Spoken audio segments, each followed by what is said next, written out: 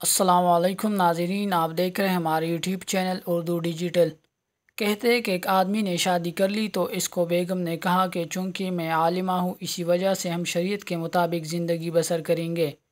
وہ آدمی اس بات سے بہت خوش ہوا کہ چلو اچھا ہوا کہ بیگم کی برکت سے گھر کی زندگی تو شریعت کے مطابق گزرے گی۔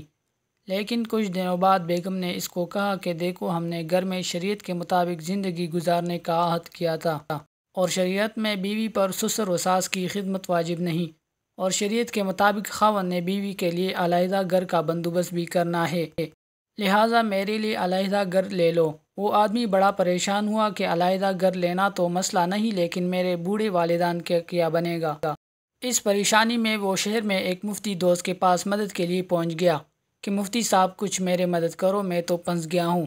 مفتی نے کہا کہ بھائی بات تو وہ ٹھیک کرتی ہے۔ اس آدمی نے اس کو کہا کہ میں آپ کے پاس اس مسئلہ کے حل کے لیے آیا ہوں، فتویٰ لینے نہیں۔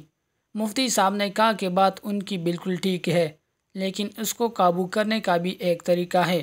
وہ اس طرح کہ ابھی سیدھا جا اور بیوی کو بتا کہ شریعت کی روح سے میں دوسری شادی بھی تو کر سکتا ہوں، لہٰذا میں دوسری شادی کر رہا ہوں، اور وہ میرے والدین کے ساتھ رہے گی، ان کی خدمت بھی کرے گی، اور آپ کے لیے علیحدہ گھر لیتا ہوں، آپ وہاں رہے اور میری دوسری بیوی ادھر رہے گی۔ بیوی اس کے جواب سے سٹمٹا گئی اور بولی چلو دفع کرو، دوسری شادی میں ادھر ہی رہوں گی اور آپ کے والدین کی بھی خدمت کروں گی، کیونکہ یہ بھی اکرام مسلم ہے۔